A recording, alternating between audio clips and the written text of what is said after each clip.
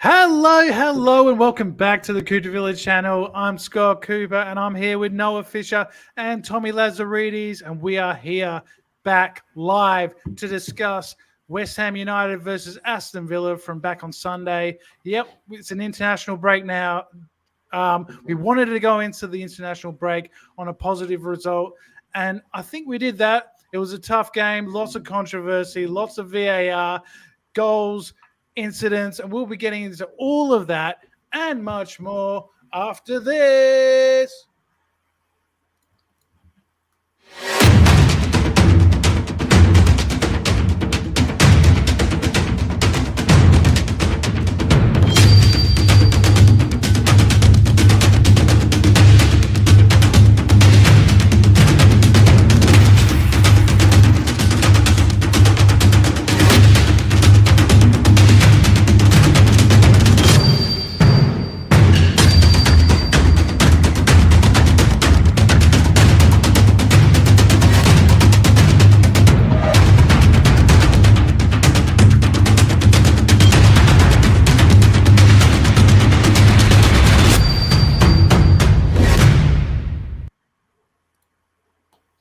Yes, and welcome back, everyone, to another review. And we are going live again. Please get all your questions in. We'll be getting to them a little bit later, but we're going to talk firstly about the match. And I'll go to you, Noah, because happy birthday, first of all, for yesterday. Hey. I Scott, guess there was let me pause you. I know we didn't get Noah a birthday cake, but here's some leftover custard tart from Woolies, Noah. Just for you, mate. Just for you. Happy birthday. Thank you. Good. I'm glad you're celebrating. Sorry, I didn't get my cake. I didn't get my cake, but Villa didn't get the cake either with the 3 points, but we got the one, Noah. And look, it was a crazy game, crazy afternoon. I think it all started really with the lineup that came out pre-match. We had Duran and Watkins up front together. A very 4-4-2 with a couple wingers, Morgan Rogers making his first start as well. Well, I got to say, personally, I don't think it really worked in that first half. We started quite well, but the first half wasn't really happening for us. No, it wasn't, but thank you for the birthday wishes, everyone, as well. So, yeah, I was very surprised when the lineup did come out. Not what I was expecting, and I don't think it's probably what David Moyes or anyone in the world was expecting. We played a very similar formation and similar tactics every single game under Unai Emery. I don't think it worked, as you said, Scott. I think we kind of grew into it a little bit. I thought Rogers did okay in patches as well. He's showing kind of why we wanted to sign him in that January transfer window. And look, a point's better than none. Spurs lost. It's a win for us anyway. 3 points clear. Up the Villa. Yeah, look, that Spurs result was huge for us, and we'll be getting onto that and all the other results as well. Especially hi to all our Spurs fans from last week. Yeah. Up the Fulham. Up the Fulham. Yeah, Tommy wants to go in 2-footed on you guys. Mate, I'm going a nice early challenge. Go for it. All those comments from last week, fucking simple. Anyway, I was laughing your question. No, against Spurs, Emery's like, fuck the attack. We're going to go 5 in the back. And this week is like, fuck the defense. We're going all out attack. So, exactly. It was bizarre. I mean, my big concern was Tielemans because he had to play in that more defensive role, which is probably not his best position, but he has done it before. And actually, I think he did it really well and was probably our player of the match, in my opinion. I thought he was really good.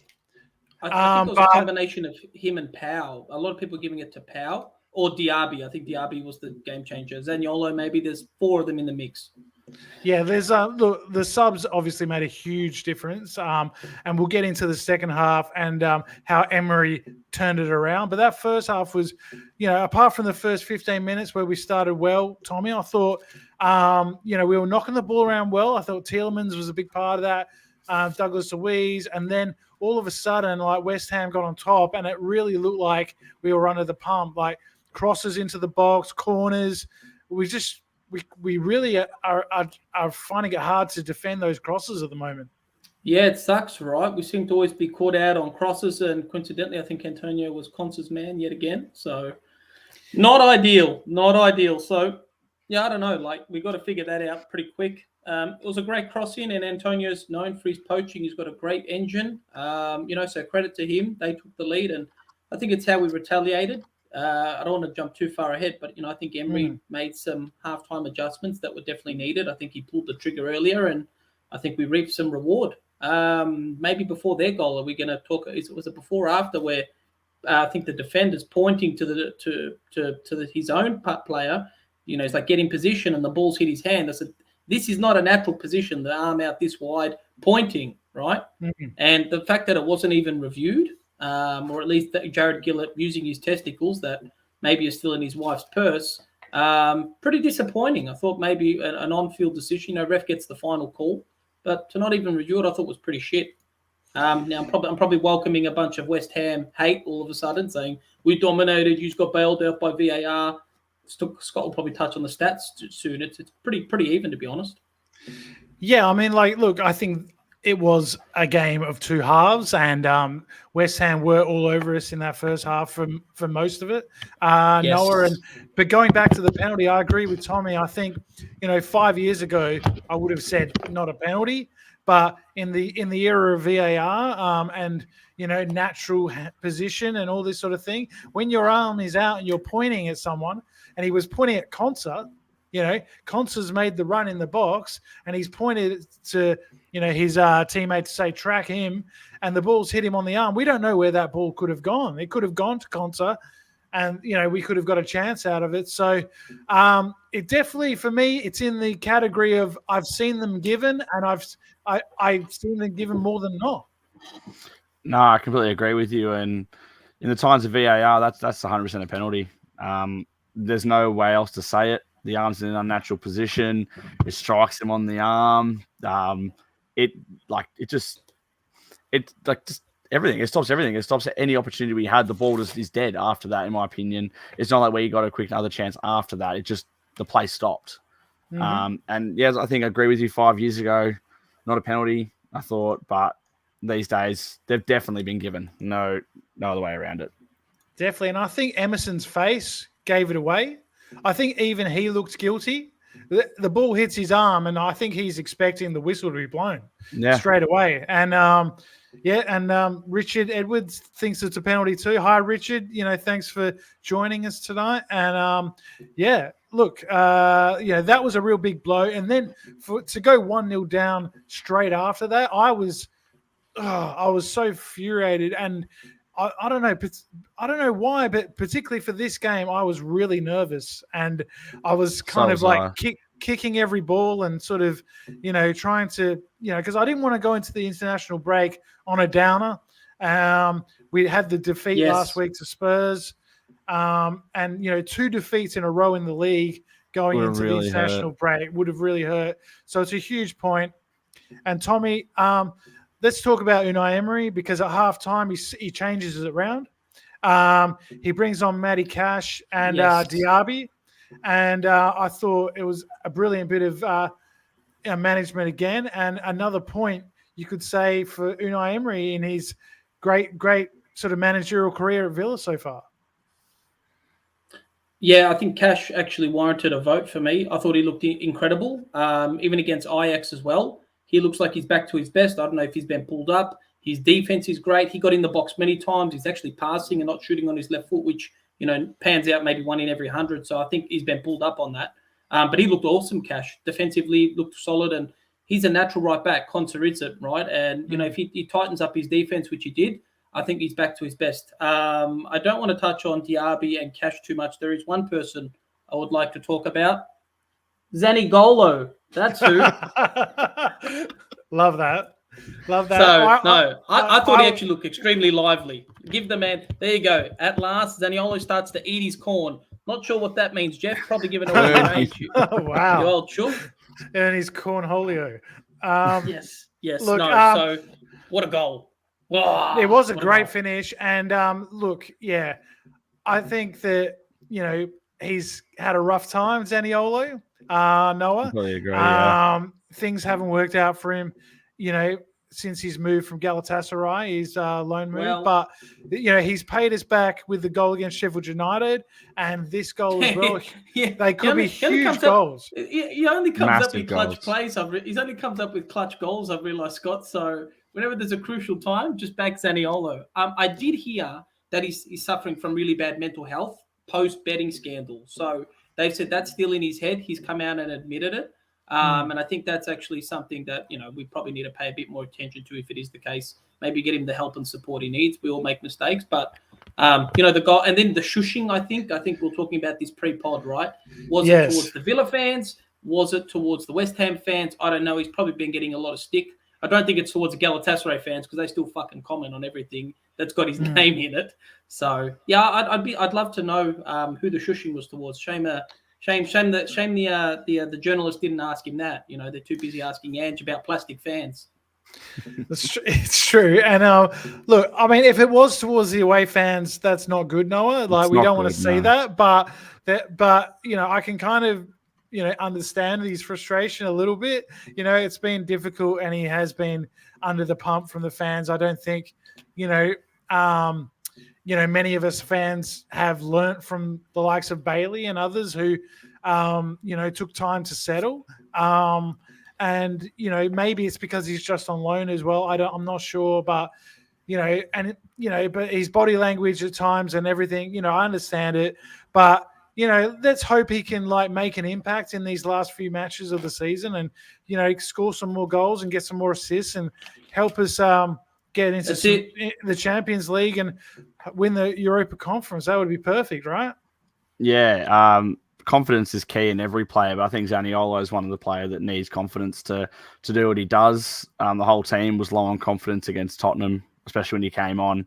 I go back to that fourth goal, I think it was, where him and Moreno just both put their hands up, and the game was dead at that point anyway. We know that, but confidence is key in sport and in life in general, and hopefully he can do this, because after he scored against Sheffield United, there were a few games that he was showing a lot more. He started getting a few starts, and his form was really building, and to the point that we were all saying that we should probably sign him. And that's the situation, but his form's probably dipped enough that we wouldn't. I know Paul Cox put a comment in saying, do we sign him? And there's a lot of comments going in probably saying no, and I probably would tend to agree with that. I think that's the overriding sort of, I think most people don't want to sign him, but Richard and I still think there's a player in there. At what price, Scott? Is he willing to be a squad player? Potentially not. Then that, impacts chances of starting at the international level. I know Diaby got the pull up for France, and that seems to be a kick up the arse he probably needed. And now he's obviously I actually would start Diaby over Bailey, to be honest, Scott, next game. I think he's warranted it all of a sudden. Maybe we go back to what works. Bailey was coming on as a super sub. Doesn't even have to be for Diaby, but I think bringing Bailey on as a sub, letting him have that 30, 40 minutes, just electricity in his legs and going for it. We need to go back to what works best. I think it's interesting, going on that point, that Bailey has not joined the Jamaican team in the international break. He's not part of the squad. I don't know what's going on there. I mean, you would think he'd be the first name on the Jamaican squad. But do you think he's that committed to Villa that he doesn't want to jeopardise losing his spot? He's got Diaby up his ass every game, right? Possibly, and I think that could be good for us in the long run. Absolutely. I agree with that. It is just a friendly window. Were they going to win, Scott? Probably not. Let's be real. Well, mate, the Jamaican bobsleigh team, did pretty well. Yeah. So cool running. They also didn't get drug tested pre bobsled. So, oh my god, right. So you think, well, I would love to see Diaby start as well. I think, and I was actually surprised he didn't start this game. I'm not sure about that. I'm not too sure. He might have been. Coxie, I've got no idea. That's Coxie. I'm disappointed. That's something you should know, mate. We just talk shit on this podcast. We come with zero preparation. Look, and I think there is a way we can start both. Start Zaniolo and Diaby. X Factor. Well, yeah, but there's only 11 spots as well. We've got to kind of. I mean, that Wolves game is crucial, right? Coming back to an international game, Gary home O'Neill's match. Gary O'Neill's doing wonders there, man. We'll question the appointment. I think we'll pick them for relegation. Maybe I did. I don't know. Yeah, and they just got knocked out of the FA Cup by Coventry. Coventry, what a game that was, by the way. Fantastic game. Wow. Fantastic 100th minute winner. And then Coventry celebrated in front of the ball boy or something. And I looked at a lot of the commentary, and they're like, mate, let the coach celebrate. He can celebrate in front of who he wants. Plus, the ball boy was being a bit of a shithead by the he was trolling him a bit. Yeah, right. So if you're going to give it, you're going to dish it. You got to be willing to take it as well. Exactly that. That's what goes around comes around. That's it, yep, mate. And let's talk about the actual goal that got us back in the game, Noah, and how it was created. Because I think we saw some three guys that have had sort of up and down seasons all contribute. Tielemans first with the ball over the top, which was brilliant, a great ball. It didn't look like much was on at all, and he just puts it on a sixpence for Diaby. Diaby, his turn of speed was back to sort of start of the season, Diaby. Yes. And Ollie was free. And, on the replay, you look and you think, I'll just flash it across the box to Ollie. But he saw that all the players had gone towards Ollie, all the defenders. And Zaniolo was coming in late and picked him out beautifully. And that's kind of what we've been expecting from someone with that sort of quality from Tielemans, I guess from all three players, Tielemans to Diaby and the finish from Zaniolo. Areola had a very good game, I thought, in between the sticks. I don't think, we didn't test him as well as we probably could have, but when the shots came his way, he was in good positions to stop. And the one he probably would look back on and think he would have liked to have saved was the goal. It went through his legs, but Tielemans he's just kept rising every game. I think for us, confidence in him has been very good. He's starting most games now. I know Kamara being out is probably given him that spot, and obviously McGinn being out now, he's gained more responsibility in their midfield. But Diaby's been the one who has a lot of pressure on him. Bailey's come in, taken his spot. We spent a lot of money on him. He's our record signing for a reason. We know what quality he has, and that ball was kind of what I hope we do more of, because I'm sick of us just crossing the ball in 25,000 times a game to get one header on target. We're not even that tall, Noah. That's what makes we're not. We're not. But then that ball to Zaniolo is perfect. It suits our players. We do short corners, right? It's like you've just wasted two plays, and then we're passing it back to the fucking centre back, right? I'm like, oh well, whatever. But is what it is. I mean, one thing I'd probably like to touch on. It's just a theory. I don't want to get shot dead. So just pause with the comments. Go for it. I have a feeling, I've seen this a long time ago, Jack Grealish towards the end of the season, not that he went anonymous, but I felt like we were preserving him. I'm starting to feel like we're doing something similar with Ollie Watkins. I can't explain it, but I feel like he's being preserved. He ain't going nowhere, bro. I'm not too sure, Noah. I'm not too sure. I think he's got one of the best records in Europe, and I think there'll be big money coming in. And spend 100 million on someone. I don't think he had a very good day. He had that shot. He had that shot early on in the game, and then I didn't really see much from him at all from then on. And I think, I don't know, maybe that cut on his knee was causing him some issues. I don't know. Maybe he couldn't train. Not really sure, but it wasn't one of his best games. But let's go back, Noah, to just before the goal that, we thought we were 2-0 down. There was the first, the second VAR, the first goal for West Ham that got chalked off. That was Mikel Antonio. And again, it was another corner whipped in that I thought we should have dealt with better. Emi Martinez sort of had a bit of a flap at it, very unlike him. And then, fortunately for us, it comes off Antonio's hand, and we get the reprieve. Yeah, and there's a screenshot going around of how badly we were set up for that corner, and we have a set piece coach in Austin McPhee. He has 2 weeks to kind of sort it out because he'd be ripping his hair out. That was the screenshot just looks so bad. It looks like we're attacking the corner. We've got no one near anything at all, and it's like it's ridiculous, to be honest with you. But we get lucky. It comes off the hand, and we go on, and we end up getting the point, which is very important for our season. Also, Socek, what a fucking lemon. How do you hit that with your hand, mate? Just, that was the third goal, is that the third goal? Sorry. Yeah. But it's all good. It is crazy how many times how many goals would have been ruled out in the past for stuff like that. I mean, like the ball seems to hit people's hands all the time these days, and yes, it is strange. I mean, maybe we'll touch on the Ajax game shortly. Richard Edwards, you've posted some great commentary. So first of all, yes, I'm glad Bailey's staying put. We haven't had the best run of luck with international injuries. I do think Bailey is, yes, one of the top 2 wingers in the entire Prem right now. These stats say it all, and I'm a stats man. I don't care if you've got trickery like Anthony. If Anthony went for that price tag, Bailey surely got to be on that level right now. He's certainly not in the top 2. No. No. And then he goes, the subs done the trick.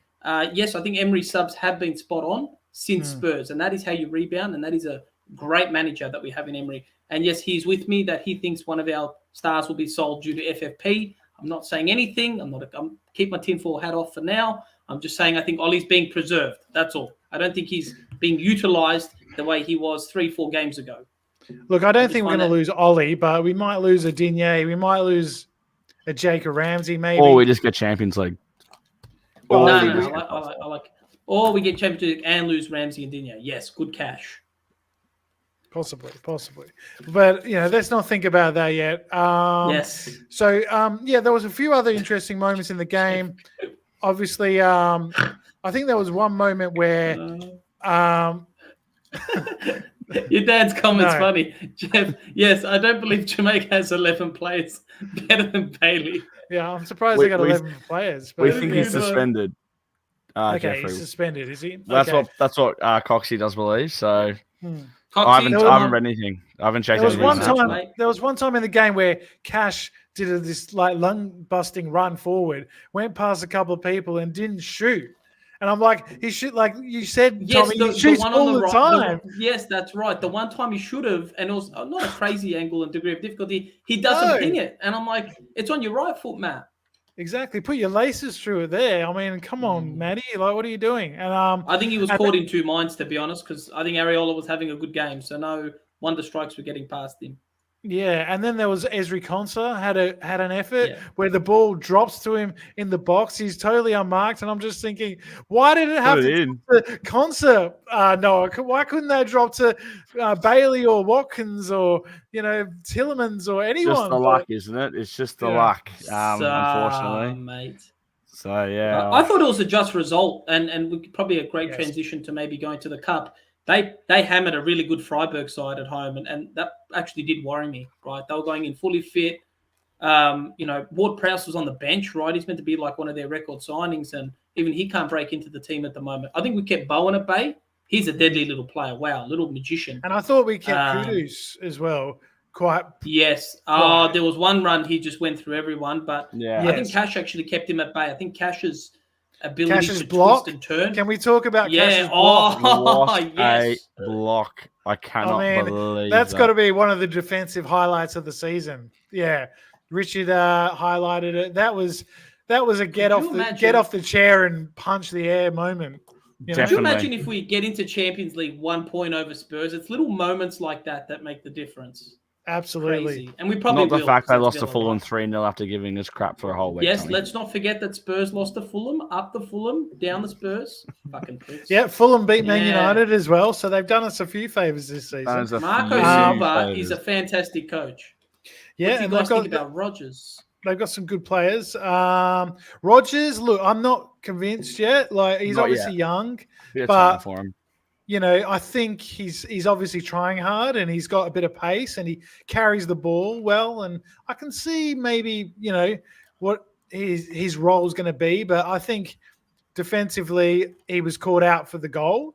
He didn't get close enough to Kufal for the cross. Good cross, to be fair. It was a good cross, but he needed to be probably closer. That's where you miss Ramsey. I know I give him shit about being injured and that, but that's where we miss Ramsey in his work rate. He's up Kufal's ass there. Yeah, I agree, and I think great cross. But I think it'll come. So do I. Absolutely. He could have scored the opener. You remember he was on his opposite foot, and he's just done a slow shit shot to Areola. I'm like, put it in the corner, man. I know he loves that curling sort of. He loves that shot. shot. He's a pretty boy. He's a pretty boy. I think that one was probably one for the laces. Probably put your foot through Absolutely it. twat it. Yeah, absolutely. Yeah. Easy. But Splatter it. he's a young guy, and he's gone away with the England under-21, so that's good for him. And hopefully he'll come back and make an impact for the rest of the season. But before we go to Ajax, let's talk about the main the main talking point of the game, which was the last-minute disallowed goal. Look, a lot of people have been complaining about, it took 6 minutes, this sort of thing. But for me, the right decision was made. It's Exactly. a handball.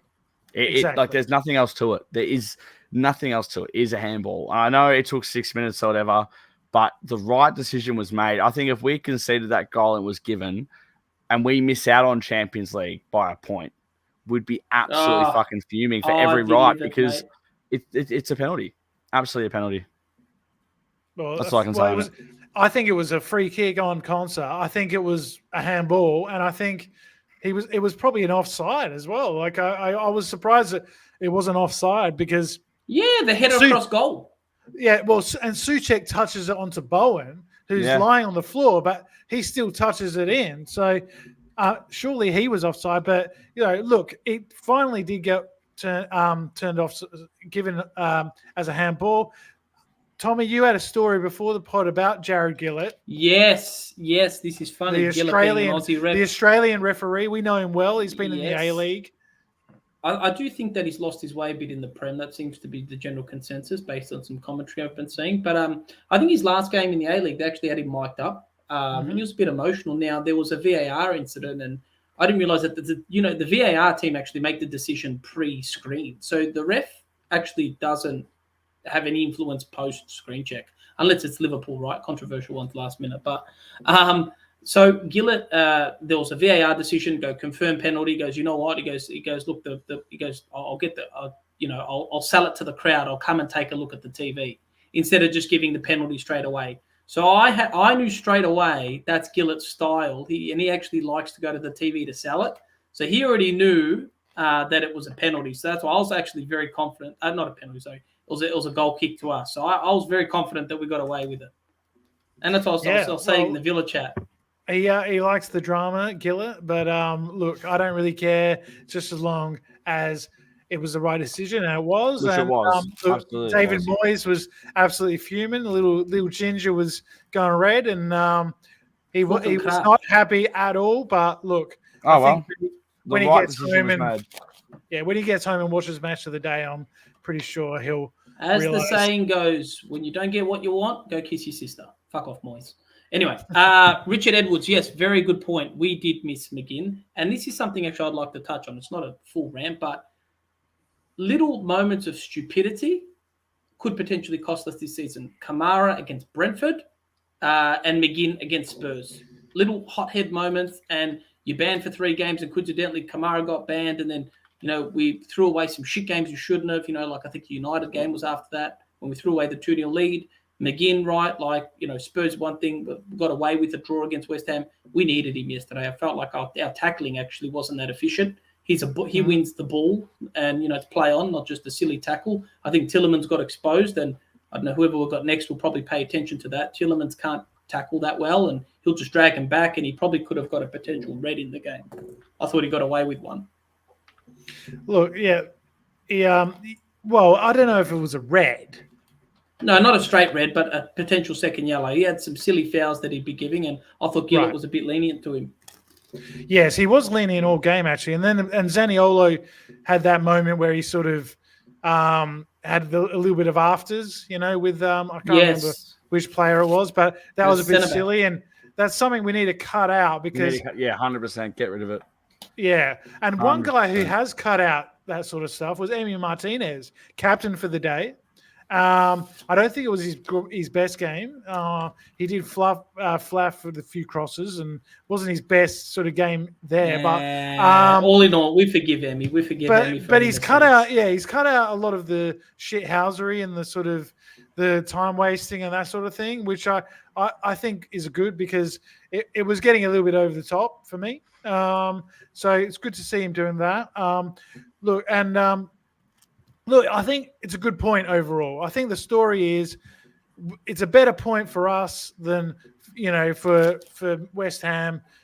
We were the away side. We were coming off a big defeat in the league, and look, it's one more point. We're ahead of Spurs. We're now 3 points ahead of them with a better goal difference. And they got one game in hand, which is but it's okay because they lost to Fulham. Let's not forget that. Yeah, and that one game in hand is against Chelsea away, so it's not going to be an easy game for them. So look, and they're better than Fulham. They're better than Fulham as well. That's dangerous. Well, some days they are. Some days that they could be are. 4 or 5-0. Yeah, hopefully they get the good Chelsea when they play against them, because you don't really know what you're going to get there. But look, let's move on to Ajax, or move back to Ajax, to last Thursday, Europa Conference. It was 0-0, Noah, going into the second leg at Villa Park. And what an atmosphere, what an absolute roar coming from the whole 10 it was. And two former European champions going at it. And we came away with a huge 4-0 win. What a night it was. Absolutely battered them. And their best player was Jordan Henderson, and that's dampering Ajax a fair bit, because I think Jordan Henderson's not very good these days. And he was getting absolutely pelted from the crowd. He was, and fair enough. He went for the money and didn't work out for him, and comes back to Ajax, which I think's a great move for Ajax. They probably needed a player like Jordan Henderson, but not in a game like that when we were absolutely up for it. I said we'd be up for it. I think I said we'd batter him. I forgot what my score prediction was, but we absolutely took the piss. I don't think you forgot, mate. I did. I don't remember what I said. I probably said something like 3 or 4-0. But and then just to get Tommy Watkins that goal. Did I? Tommy, I have to have a look. I think you might have. I'm going to mute myself and have a quick look. I got it in my notes. Don't have to do that, mate. Don't worry about that. No, I don't. Have to go look. but look, it was a great win, and it all started off with Ollie Watkins with a fantastic header, a perfect header, great header from the corner. He was actually injured at the time when he scored that, and subsequently came off not long afterwards, which we were all worried about when he went down holding his knee. But I knew he'd be fine. Yeah, he seemed to be okay, and he obviously started against West Ham, so no big problems there. But Owen, who is in the chat, he was there. That seemed to be a great atmosphere, and the video on Villa on Tour was fantastic. So that was great to see. And we just went on in that second half, Tommy, and great goal muted. From Tommy's muted. Great goal from Tommy. He's checking his score prediction. I'm just checking. Okay. 1 sec. I'll answer it. Right, okay. Well, I'll go to you then, Noah. But Leon Bailey with that second goal was a fantastic bit of skill and a really composed finish. And then John Duran, what a goal that was. First on Bailey's. That's just something we come used to with Leon Bailey and his finishes. You don't let him go on his left, and then what does he do? He just absolutely twats it in anyway. And John Duran, I didn't quite expect that finish, to be honest with you. He's absolutely moosed that one off the crossbar. And I'm not sure you guys saw the Villa socials post like that. He did like 16 different celebrations to the crowd after he scored a goal, which I thought was absolutely fantastic. So I saw that. And I'm happy he got his Premier League start as well. I know it didn't work out against West Ham, but it just proves how much trust that Emery does have in him, not just start him in the European games. But I think you got to massage those youngsters like him into it. I think he's a bit erratic and a wild child, but you not just harness the talent, but slowly get him to release what he's capable of. And I think Duran can be a great player for it. He's got a cannon of a left boot on him, that's for sure. And that shot was crazy. And a funny story. So, sorry, go on. Go for it. Go for it. I said my prediction wasn't 4-0. It was actually this Spurs fan said 4-0 against Ajax. So they predicted us winning 4-0. So thanks, Spurs. I'm happy Fulham only done you 3-0. There you go. I'll be nice to you. Nice. Well, the thing about Duran is I think just he's got so much confidence in himself, and he's got all the attributes to be a good striker. Like you said, just needs a bit of maturity. And a hammer on him. He does have a hammer on him. Look, it's crazy to think that he's only scored a few goals this season, but probably two of our best goals, that goal against Ajax and the goal against Crystal Palace earlier in the season, are probably in the two of our best goals individually 100%. This season. And Rich has got it again. He only scores bangers. That's what he does. I still actually can't believe that Ajax, the Crystal Palace goal was this season. It feels so long ago, but absolutely twatted that one in. And again, speaking about important goals, important points, that got us 3. So John Duran, he's a man of the people, that's for sure. And I'm sure he'll get a couple more before the end of the season and get us some more points because, he certainly doesn't lack confidence, and I think he's just going to grow and become more of a important player for us. And yet we got the 4th goal was Moussa Diaby, who we already talked about, and how impressed we are with his turn of form. And I thought he was man of the match against Ajax. He was absolutely scintillating, just getting forward, taking people on, full of pace, and got his goal in the end, a nice finish, and that wrapped it up 4-0. And Tommy, we got Lille in the next round in the quarterfinals, which for me is probably the toughest of the teams left in. It's going to be a great atmosphere, but for me, I probably would have liked to play them a bit later on in the tournament. But look, it's going to be huge. Is game 1 at Villa Park? Yeah, it is. Yeah, so the second leg is away in France, which is it's going to be tough, but hopefully we can, get a good positive result at Villa Park and go there, full of confidence.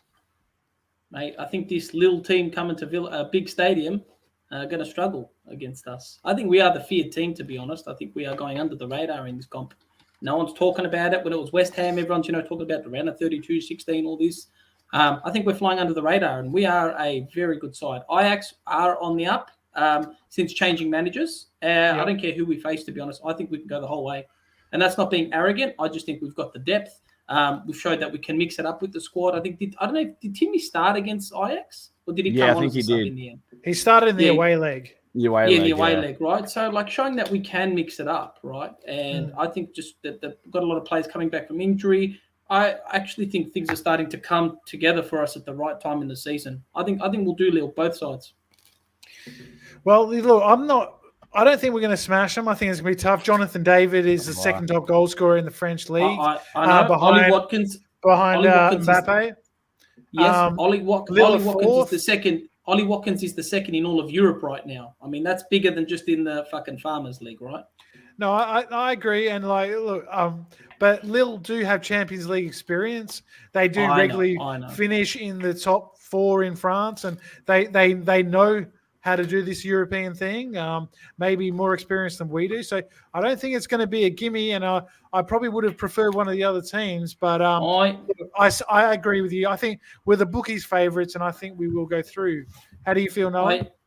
Yeah, I feel very confident. I'll tell you what, the early morning kickoffs here are a bit of a struggle, but just how good that we're doing at the moment in Europe, and the fans are travelling throughout Europe, and they're really backing Villa. Like the atmosphere against Ajax at home, I don't think I've seen something like that for quite some time. Like you speak about the City game, the Arsenal game this season, but this was completely different because European travelling fans do it differently, to say the least. I think that you saw those Ajax fans going absolutely nuts, and they were struggling. They were getting battered, and they were still absolutely up for it. And we saw it in the group stage with fans not being allowed in the stadium for the away fans. They just do it differently. I think it creates a different atmosphere for everyone, for players and for supporters. So, yeah, it's special.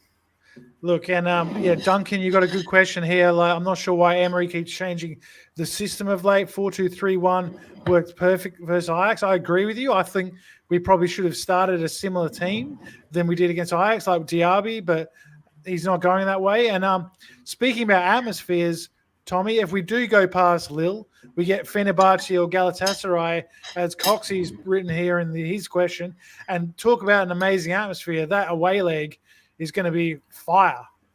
There will be deaths at Galatasaray or Fenerbahce away. I can tell you that, Scott. There will be deaths. And also, if we do go to Galatasaray, I'm scared they might kidnap Zaniolo and not let him out. Can he play them? That's an interesting point. Yes, he can, because there's no rules like that in Europe. I don't think. That's right. Coutinho scored in the Champions League final against. If he shushes the Galatasaray fans, If he shushes their fans, if he scores, he'll get fucking sniped mid-match. I'm telling you, Scott. These He Turks can are crazy. he can shush like a 360 shush the whole crowd, the away fans, the home fans. Now, you know. also, all the Villa fans, to those of you that are balding, I think Turkey do a 5,000 euros for hair transplant and teeth. So while we're there, make the most out of it, players. Interesting.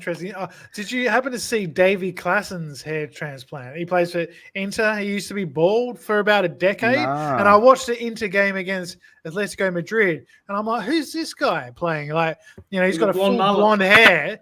Like, and I'm like, oh my God, that's Davy Klassen. Like, he's obviously been to Turkey and got a good rug put on. But look, I don't think we've got any players that need that.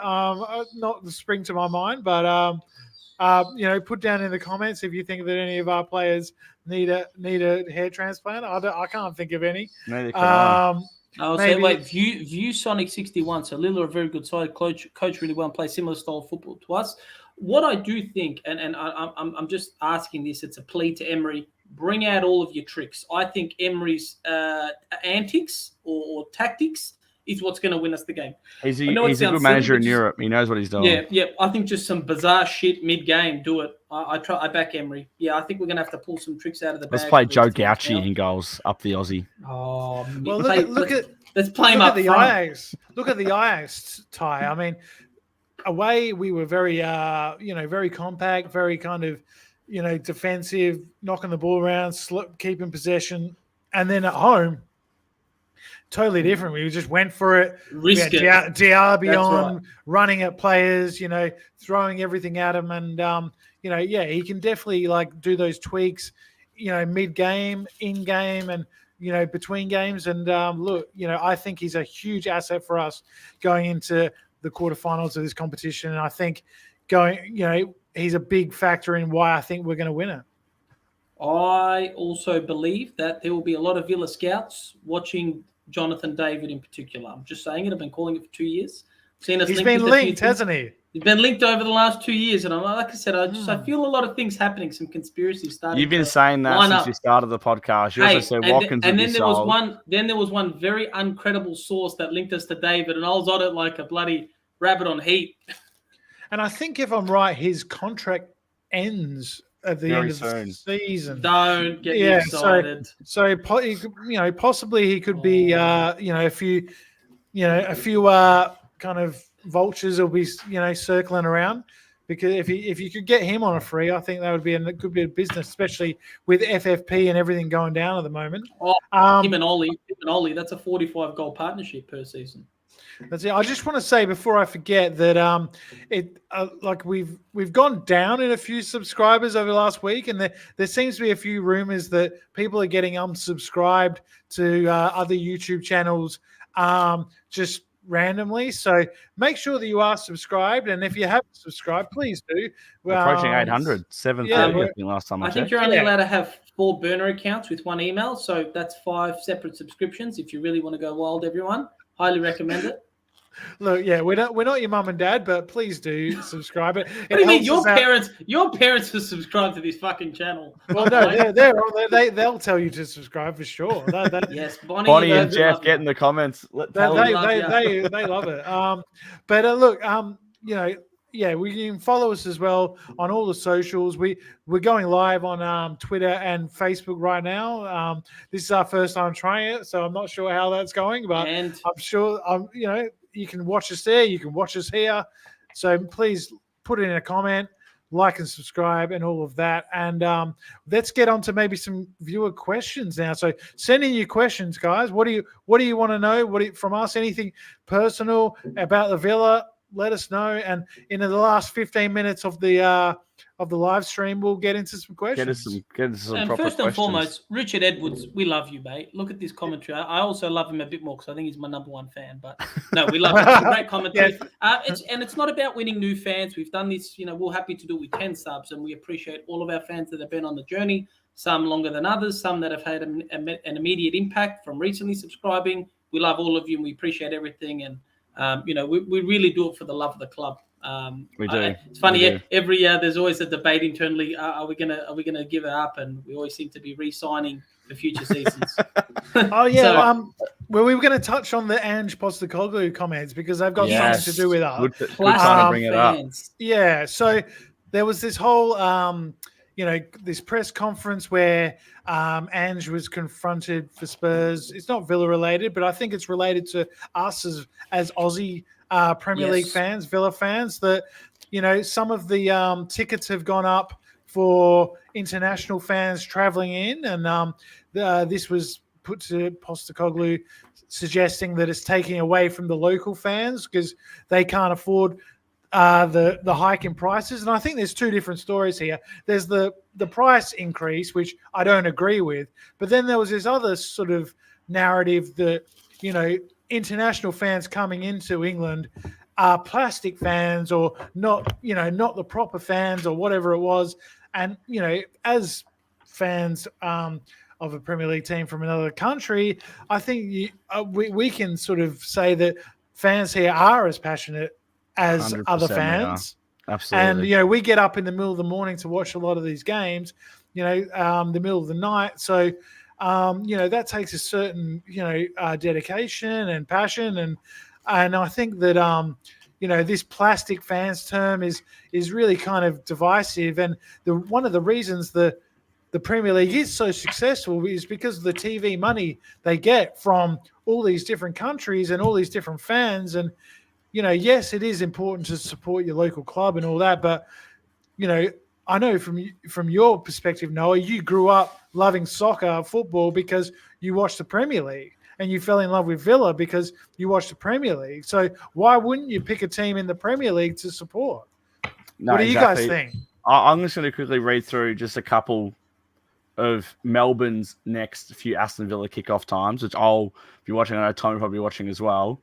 So Wolves is a 4:30 a.m. kickoff. Yep. Right, that's middle of the night. Manchester City's a 6:15 a.m. kickoff. Not the worst. We kind of like those ones in Melbourne. Yeah, Brentford is a 1 a.m. That's not good for Arsenal's me. a 1:30. So, they're in the middle of the night. And the fact we get up and watch them, I said this to you guys pre-podcast. I do think there are such thing as plastic fans. I'm not saying that they don't exist.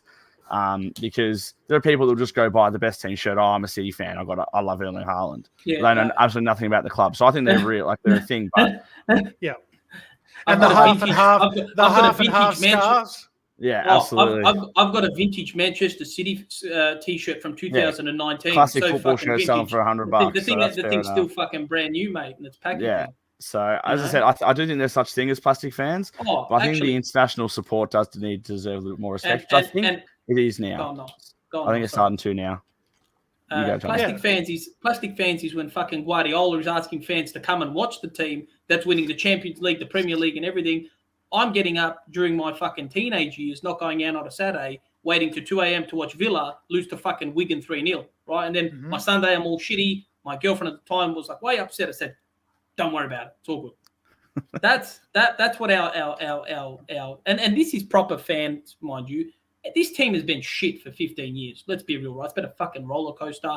We got excited winning the championship, and now we're competing for the fucking Champions League. However many years later, not that long, right? Within half a decade.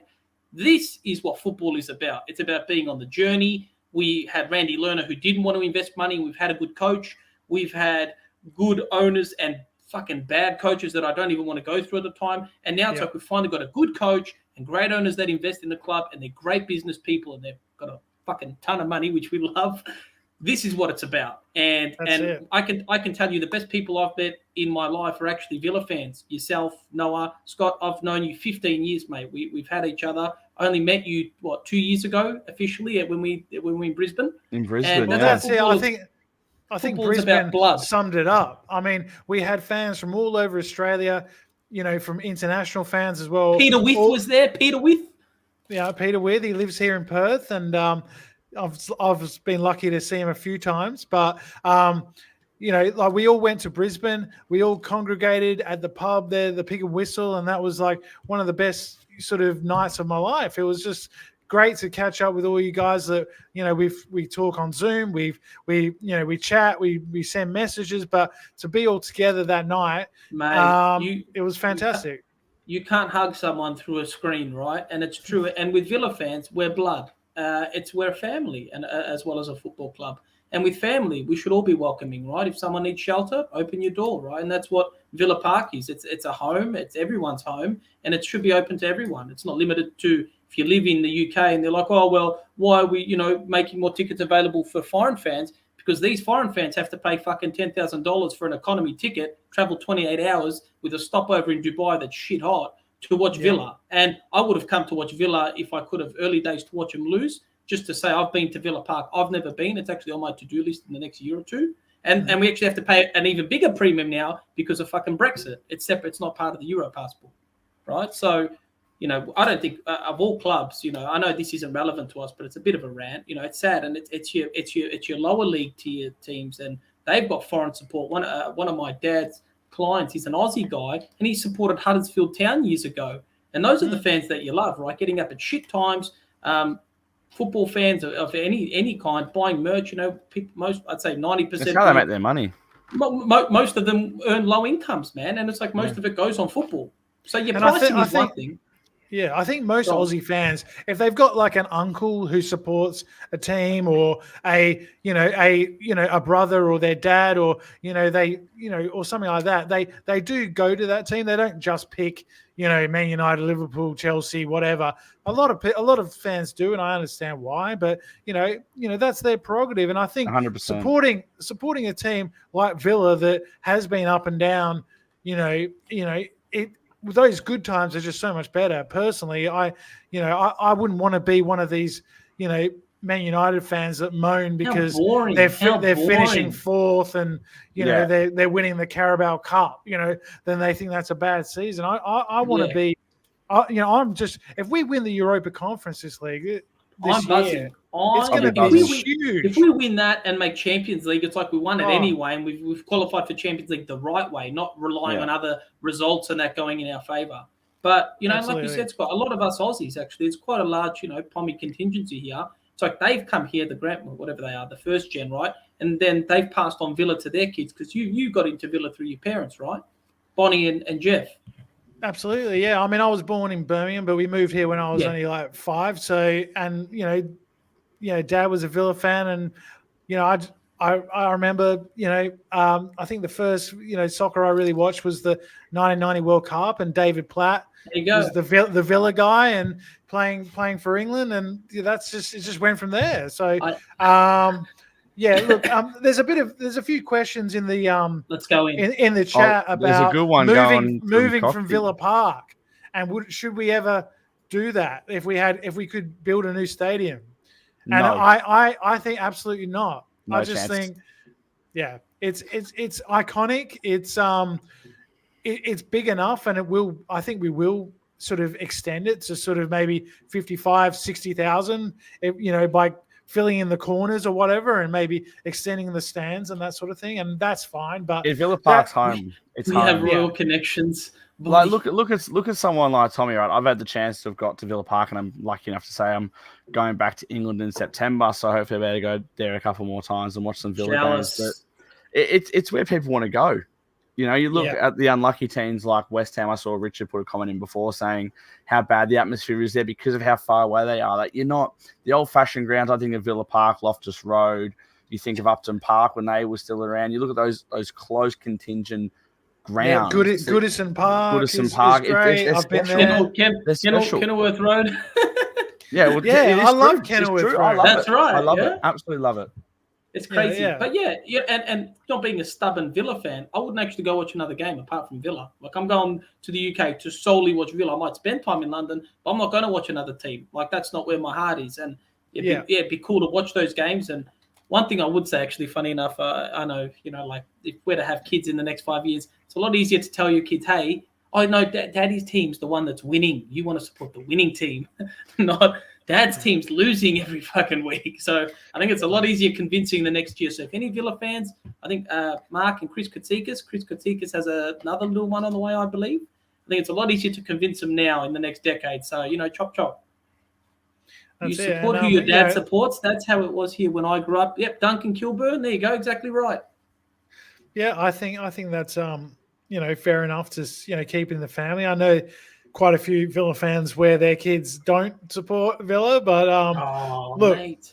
that's fine. Everyone's got their own choice, but look, I think it's good to we're a club that's got a proud history, and we've had some down times recently, but we're back amongst the big boys, and I think if we can qualify for Champions League, that's just going to broaden the appeal, and Crazy, I mate. think we'll just go up and up and up, and I'm really looking forward. If we do qualify for the Champions League, the new structure of the Champions League, I was looking into it earlier in the week, and it seems really interesting. With the four different pots and the league system. Some people are saying it's like a Wish.com Super League, but I think maybe the Champions League has got a bit stale. I think some of the round of 16 games were a bit boring, and this might be a bit different and a bit exciting. I think I missed the old round of 16 sort of stuff, the group stage. I think I missed that, but and I think the away goals, taking the away goals out, was a bit of a mistake. Yeah, shit ass, man. Yeah, because it just brought an extra element, it made that first leg exciting. If the away team scored first, let's say, you were just like, oh, now we got a game. It's on. Now it's on. Exactly. So I really like the away goals, and it meant less penalty shootouts as well, which I like. Yeah. It's like, now Karabag might actually beat Real Madrid at home in the second leg. It's like, it's crazy. That's it. Yeah. Well, Karabag nearly beat Leverkusen, and that would have been big for us for that coefficient. But isn't that what the Champions League's about in these, just European there's some random teams. Like, remember that Sharif Tiraspol? Or remember Shakhtar? They brought in all these hot Brazilian prospects and then sold them, like Douglas Costa and all that, 10x higher than whatever they bought him in for. That was a great team to watch, and that's what it's about. And people are saying, I listened to a podcast where they were saying, now that Arsenal are drawn with Bayern in the quarterfinals of the Champions League, if Arsenal beat Bayern, that's it. That England get the 5th spot. Like they can't make it back, because West Ham beat Freiburg, as we spoke about earlier, and that was a huge result for Villa. What do you mean? Spurs. They get the 5th spot in Champions League next season? No, England, 5th spot in the Premier League, get the extra spot. So we can finish 5th and still make it. Yes. So we've got to root for Arsenal this week. We've got to root for Arsenal, Man City, West Ham, Liverpool, and of course ourselves. All the teams, it could come down to us having to win the Conference League to secure the 5th spot. It could come down to that. But I think that West Ham Freiburg result was a huge one, and now I think it's like an 85% chance that we'll get the 5th spot. And I think someone said that if Arsenal beat Bayern, it's 100%. Like they can't catch us. So because I think they don't have any teams in there, and we get more points, sort of stuff. Yeah, because we've still got 5 teams in all the European competitions. So I think they've only got 3. Break it down for an idiot like me, Scott. So does that mean 6th and 7th become Europa and conference? Correct. 6th and 7th will be Europa, and 8th will be conference. 8th. So now is this ongoing? Is this progressive, or is this an anomaly? If we keep our thing up, the coefficient up. It updates every year, but if the English teams continue to do well, which I think they will, especially Aston Villa looking to knock bang on the door, and that's another great thing. Also, I know, like we joke about players leaving. I said, it's not just who we can attract, but it's like, why would you want to leave? Exactly. I think that's how we retain our top talent. Exactly. I mean, like if Ollie Watkins knows he's going to be starting every match in the Premier League and the Champions League next season, I mean, there's not many teams that can take him away from that. Yeah. I mean, where's he going to go? What he wants to go to Arsenal, maybe, and compete with the likes of Jesus, and who knows what happens? You go to a new club, it's a fresh start. You might find yourself on the bench. Look at Jack Grealish. He did well for a while, but now he's not playing at all. And exactly. Pep's come out the other day. Yeah, Pep's coming out the other day and saying that he needs to improve his form if he's going to get back in the team. So, look, I think getting Champions League will be massive for us, not just for FFP, but for keeping our players. I've got a quick one, Scott. So speaking of getting into the team, so Galatasaray and Fenerbahce fans, if any of you want to take out Gareth Southgate, you have my seal of approval. I think he came out with some commentary saying like, "Oh, I don't know about Oli or whatever," and like Kane, fair enough. You know, it's Germany. I think that's a bit more Mickey Mouse league. Kane's a freak. I love him. He's a great forward. He's one of the greatest now. But I think to not even consider starting Oli, ridiculous, mate, ridiculous. He's doing it against the best in the best league in the world. And he's earned his stripes, to be honest. And yeah, if Oli was playing for a bigger team, to be honest, he'd probably get even more. But I don't believe that needs to be your, like Bent was getting into the England team when he was with Villa. Like I don't see what was the problem then. No, I think Watkins is in there, and I think he's going to get a chance over this international break because Kane actually came. Yeah, he came off in their last game, Bayern. So hopefully against the likes of Brazil and Belgium, 2 big games for England, 2 big and friendlies, Arsenal. We can see a bit of time for Ollie Watkins. Can you put Martin's comment up there, Noah? Because I think he's a new watcher. I just want to say hi to Martin, and thanks for watching. It's good to see you're enjoying the stream, and make sure you're. Which one's his comment? Noah, please take off your pants and dance. Oh, that's a different comment. Sorry, that's. Hi from Birmingham. How are you guys? Love watching your streams. Mark. We are well. I'm well. We're very well. Martin with a Y-N. That sounds Slavic of some sort. No, honestly, it's Slavic. Okay. Well, please let us know in the comments. But look, should we do the predictions? We've got some more questions quick, Ash. We didn't really get to any of the questions. We don't really need to do predictions because we're going to do another. We're going to do a quiz or something over the international break, guys. We're going to do some more streams. So this. What would you guys like to see? What content would you guys actually like to see? That's what we probably should ask because we got a bit of time. If you had to evict one member from the podcast, who would it be and why? I love that. We could do like a survivor. I think this question from Cox is just 1,000,000% yes. And you drive right past St Andrews, by the way, with that bus tour. Thank you. You can see their biggest achievement, Bellingham leaving for Real. You can see his shirt hung in the stands. Yeah, I think a conference win definitely deserves a double-decker bus, Richard's comment, does anyone want to read it out? Richard's got some heat. Do we buy back Archer and Bidace? I think Archer has to be. Archer we have to buy back. Do we? I think Archer still. If they get relegated, I think it's an obligation, yeah. Ooh. We put it in the wrong contract.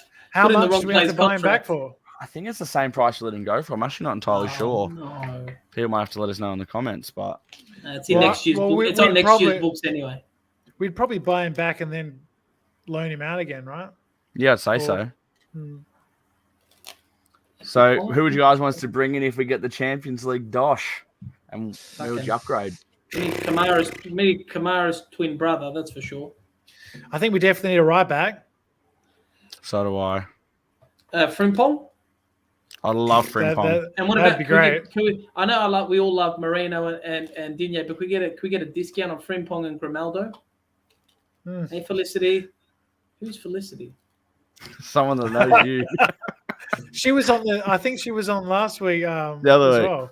Yeah, the other week. Felicity, not sure. She's another one of your huge fans. You are. I don't know any Felicities. There's one on Tinder, but that's it. Maybe it's her. Oh, here we go. This could be a West Ham fan, I think. Truth set you free, mate. You need to fucking learn to spell first, and yes, the truth will set you free. West Ham were not robbed. VAR. Well, let us know. How do you think they were robbed? Truth set you free. How were they robbed? Because that seemed to come off his arm, and he definitely moved his shoulder towards the ball. So I don't know how you think that was robbed, but huge fan. Look, all right. And the question is, are you my only fan? Yes, we're not streaming on OnlyFans. That's probably the only place we're not streaming. No, we've got to update the socials. Yeah. Villa fans. We can get some. Richard, we can get some coins. David for me and Nico. Richard, you must be someone from my mind. Nico Williams is a good shout. Yeah. Blatant pen not given. That's right. Jonathan David. Nico Williams, good shout. Jonathan David, I think having him and Ollie would probably be a bit of a problem. I don't think they both. Yeah, problem for opposition defenders. Well, it would be, but I don't think one of them would like to sit on the bench. No. Start them both. If we're starting Rodgers, we can't start fucking David. Come on, Scott. Yeah, go back to his question about Grealish because, oh my gosh. No, can you? Wow. Hey, listen, go on the Coop De Villa Twitter. There's only 4 followers. I'm one of them. You can find me there. Jesus Christ. I told you the goatee was a fucking hit. No one believes it. I'm trying to find the Grealish question. I do apologise. I did have it before. Yeah, but I think that Grealish could work in Emery's system. And if we could get him for cheap, I'd take him back. But I know a lot of Villa fans would disagree with me on that one. But bullshit, 40 million, I'd pay it any day.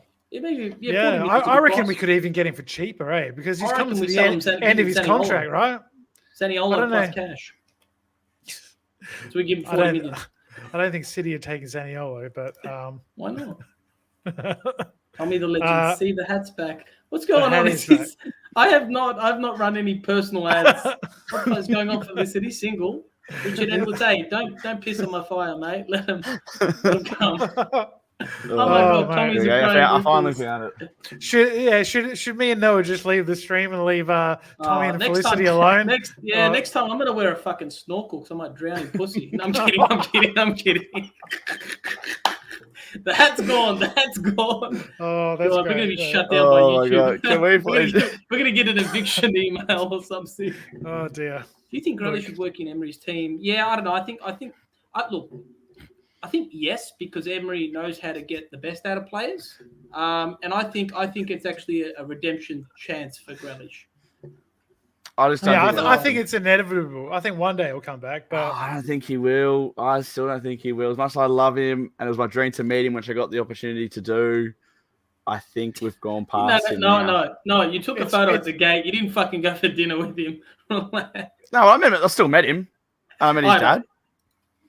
Where's your photo with Grealish outside Villa? The name is Martin, probably considered a Welsh or Ukrainian variant of the given name Martin, based on Latin Martinus. Wow. Very comprehensive update, cool. Martin, but appreciate That's it. cool. Ukrainian variant. You always ask the questions about our fans' names. But mate, I like to know where they're from, mate. Villa, we travel far and wide. We do. We really do. I think like Grealish could flop if he came back. I agree. Like it's like a 50-50. It could work. It might not work. But if it did work, I think it's worth a gamble. But my only thing is Grealish would be the perfect plug on the left side because he does track back and do a lot of defensive work. That is one spot we've gone through a lot of players, tried out a few players, but no one done it like Jack. No one done it like Jack. And what does that mean for the likes of Ramsey and others? I think Grealish wouldn't get into the Villa, so I still think he's got his party hat on. I think he had a misses at the time. He was a little bit more disciplined. He still does. Does he? Yeah. They're still together. Well, anyway, I think he's got his party hat on. He might actually be freed up, because everyone talks about when you play for Pep, you can't, you got to stay in certain areas. You don't have freedom, and there's games where it's just like we're banging on the door and we lack X factor. And Grealish at that time in that Villa team was kind of above everyone, and if anyone's going to create, it was him, right? He scored that goal against West Ham. Funny enough. That essentially helped keep us in the Prem. So, yes, we owe Jack a lot, and the least we can do is at least welcome him with warm arms. Oh, I'd welcome him back 100%. I just don't think it will happen. I think the price is 40 million, though. I think it'd be a cut price deal. And to be honest, look, FFP is going to impact everyone, right? It will. But if he goes to like an Everton or someone, like that'll be like an absolute kick in the guts, to be honest. Because it's like you're either Villa through and through or you're not. We've heard it many times. Absolutely. I don't think he's going anywhere like Everton. No. But Elanga. Yeah. I like Duncan says Eze. That would be unbelievable. I like Eze a lot. I like Elise as well. Crystal Palace. Yeah. I'd definitely be. Is he doing any well? He's in Galatasaray. He's playing for Galatasaray, isn't he? Yeah, he's like 32 now, though. What about the one from the one at Bournemouth, Semenyo? I don't mind him off the bench. Yeah. But then again, I Semenyo's think we're thinking very Premier League. I think everyone forgets we're going to be, in the highest competition throughout Europe potentially if all goes well. I think we need to aim a bit higher, and that's being realistic. But then, one guy I would really like is Palhinha from Fulham. Fulham. Yeah, Good but they player. I think he's a Rolls Royce of a player. He's like the Pau Torres of a CDM, right? And yeah. I mean, I don't know. especially with the injuries we've had in the central midfield, can you imagine? You can imagine him, McGinn, Louise. Scotty UK. I'd like a good athletic centre mid. Yeah, to like in the most polite way. It's like we need someone with a bit of cunt in him, right? Like we need a real dirty prick. We lack that. Like I know Louise has got a bit of, he's a bit wild, but someone like almost We're like too nice. Remember like the Scott Browns from Celtic. Like you kind of feared him. Like Palhinha's got a bit of that nastiness. Yeah, I was about to say that Yeah. actually. Yeah, he's there. So He doesn't mind sticking his foot in for sure. yeah. And when John McGinn tries to stick his foot in, he gets sent off. Yeah, that was just rubbish. The do ball we was go down in- the other end. It's going to sound silly, and like I know we got Torres, but do we look? I know it's a controversial one. Do we look for an elite centre back? I'm talking like not a Van Dijk, but like someone that just all of Europe fears. To be honest, it's going to come with a hefty. I think centre back we're pretty good. I think we're pretty good, especially when Mings comes back. Like we have this guy named Pau miss him. Torres. I'm not sure you heard of him, Tommy. He's pretty good. He's pretty world class. Oh, I've heard of the Spanish. Okay, so Rolls what about Royce. Longley? Longley, I'd like us to buy him at the moment. If Because you said we sign him, I'd love him. I'd love us to. He did get dragged on the weekend at halftime, and he was awful. But Oh, actually, you know who I want back, and Dewsbury Hall from sorry, who I want in general. Dewsbury Hall from Leicester might be a bench player, but the guy's class, man. he is a good player. But I don't think if Leicester go up, which I think they probably will, they'll want to keep hold of him. But possibly. Why is everyone interested in Paqueta? I actually don't rate him that high. I'm He sorry. I like Paqueta. He did play well against us. He's a very good player. Need a bastard. There you go, Scotty UK. Who's apart from Palhinha, is there anyone else in Europe that we're maybe not thinking of? Like who's a real dirty, rough, tough centre CDM? CDM. Well, there's like a few of them out there, but I can't think of any on the top of my head, but the ones that have come to us, it's Bowen, good shout. Duncan, very good shout. and Bowen, I think his father was a Villa fan. Yes. I think, but I think he's so set at West Ham. I don't think he's going anywhere, unfortunately. As much as I'd absolutely love him. there's some interesting guys in Germany that might, be good, like Florian Wirtz at Yes. at, Leverkusen. Leverkusen. They got some interesting, players at teams like Dortmund as well. Like there's that Mokoku who's a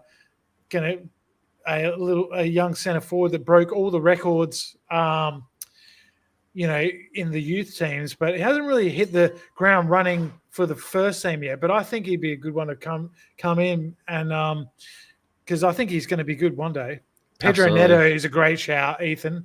I really like Pedro Neto. Yeah. Casemiro, no, not for me. I think he's lost his legs. He's too old. Yeah, I think he's lost his legs. I think Neto's great. He's just a constant menace, and he doesn't get the love he Absolutely. deserves. And he's not even that injured. He gets a horror injury, and people are like, he's injured. No, not really. I actually wouldn't mind taking like a year. Topsy wants Rodri from Man City. Okay. Wow. Let's Maybe flash the cash. Yeah, maybe we can get Franz Beckenbauer as well. Like, Hey, I do wish we got Basuma. Basuma actually is a good player. Yeah, But obviously I think they love him at Spurs now, but it took him a while to kind of bed in. Well, wasn't the right system. Casino. Well, wasn't the? Oh, he still hasn't fucking gelled. What do you mean? Exactly, but then we wouldn't have got Kamara if we got Basuma. So I don't know. I think I like Kamara's this better. comment from Richard because I really wanted us to sign Calvin Phillips before he went to City. I really like what he was doing in the Championship. But since he's been on loan at West Ham, he's been shocking. He's been shocking. I don't think he was picked the England squad, was he? I don't think he was. I think someone like him, he needs at least 6 months to a year under his belt to get back to even just where he was. I'm not saying better. He's hit his ceiling clearly. And I think he always shone in the Leeds team, right? Like they weren't really that special. And look at what happened, right? Yeah, absolutely. I've always liked Billy Gilmore. Yeah, I think he's a good player. He's probably one that could he's a bit small though. I don't think he's a CDM. I think we can play him out wide, but I think maybe Dominic Solanke. Dominic Solanke. Yeah, he's going to want to play through the middle though. I think he will go from Bournemouth, but he's probably not the area we need. I think we need a right back, another centre mid, a left wing, and a left wing. Yeah, so apparently Neto's missing versus Villa when we come back. Is that suspension? It must be. Yeah, and so is Cunha. They've got. I think against Coventry, Gary O'Neill said that they only had 2 attacking players fit in the whole squad. Wow. So, excellent. Wow. Kimmich is a CDM2 class. Yeah, I don't think he'd come to the Villa though, Duncan. I've realised one thing about buying players, they're pretty loyal to the club, to be honest. And I don't think he's got that. Oh, I do like Kessie. That's a good shout, Duncan. Yes. Duncan's is he still a Barca? He is, but he's not really playing very often. No, he's not. I feel like Duncan's a scout. Wages could be an issue, but yeah. Well, hopefully we get this Champions League pay packet, and then nothing's an issue, isn't it? That seems to solve everything. Yep, absolutely. And I wonder if we qualify for Champions League, do we start to kind of like break away from the rest of the EPL because of the financial, gain that we'd obtain from that? It's crazy. Well, I think it all depends if we're consistent. Look at Newcastle, right? They this time last season, everyone was saying, well, Newcastle will be in the top 4 forever. for the next 5-10 years because of the money. But the problem is they can't spend the money because of FFP. And, obviously you're going to there's going to be ups and downs. Like same with Villa. I mean, if we got in Champions League next year, it doesn't mean we're going to do it again. And I think expectations are a big thing. Unless we sign Bruno Guimaraes from Newcastle. There you go. There's your problem solved. I like Bruno Guimaraes. Yeah. Or Guimaraes. I think he's their anchor right now. I like this shout down below again from Coxie. Yeah, Gallagher, you think? I don't know. I like Gallagher. When he was at Palace on loan, I thought he was unbelievable, to be honest with you. I really think he's a very good player. I think in the right system. Is he better than our best 3? Like, who would you swap him out for? Squad mentality. Yeah, for a squad player, no, yeah, absolutely. But I don't think he improves us. I'm still a believer in like pushing some of our youth forward as well. Like I think Timmy's actually going to get some good games, and he's getting opportunity now, which is proving how big. And he's actually a great little player. I think we're yet to see the best in Timmy. I completely agree. As long as they can actually perform, I'm all for pushing him. Absolutely, and Kellyman, I'd like to see him. Give him a bit more time. Give him like borderline man of the match in one of his conference games. I think his debut, he got the Villa against Hibs. He played well. He got the Villa one. Yeah, so, he came on against Ajax last week, and he seemed a bit overeager. He kind of lost the ball a couple of times, but there's obviously a player there, and I think I think he will get more minutes. I think Flamengo. Who's Flamengo forward? Pedro Guilherme, apparently according to Martin, with the Ukrainian variant. Flamengo forward. We're apparently linked to making a move with him. Well, yeah, I actually hope we pull the trigger on these fucking South Yes, Americans. I did see this as well. Yeah, and I don't know much about him, to be honest, but if he's playing for Flamengo, he can't be a dud. We didn't know much about a certain Julian Alvarez either, and he turned out half decent. Yeah, he can play. He can play. It's all right. That's a fair point. I'd sign him in FIFA, Ollie plus cash. Nico Williams has been linked a lot, and that seems to be the general consensus. And he's pretty sure Emery's had him before. Is that right? Sevilla, or am I wrong? Sevilla, probably correct. No, he's had Athletic. Yeah. So I don't think so. No, but he might have been a Sevilla youth product. No. Let's have a look. I'm having a quick squeeze on. I've been Unai Emery and Nico Williams connection. I don't think he's ever. He wouldn't have linked up with Unai Emery. Yeah, not on the quick research. But I'm sure he knows all about him. Absolutely, Spanish player, Spanish manager. All right. Well, should we wrap it up, boys? Because we've gone over an hour, and it's been good, great fun as always. Thanks for all your questions. Thanks for all your comments. You guys are the best. We love you, and we will be back probably next Tuesday. Tommy's got something. And in particular, I love Felicity a lot more than the rest. But anyway, and also Richard. Not the same way, Incredible. Had to go out. It's hard to watch his tight ball I drive, but doable. Scotty, it's all good, mate. Focus on the fucking road, man. Yeah, please don't crash. Drive safe. Drive safe. No, but thanks, guys. It's been fantastic. You guys are awesome, and we will be back next Tuesday. But keep your socials on. Make sure you like and subscribe. Tell your friends about us. We're live now on YouTube, on Facebook, and Twitter, so you can catch us anywhere there. Go and like the videos, follow us, and we will be back next week. Up the Villa. Up the Villa. See you later. See ya.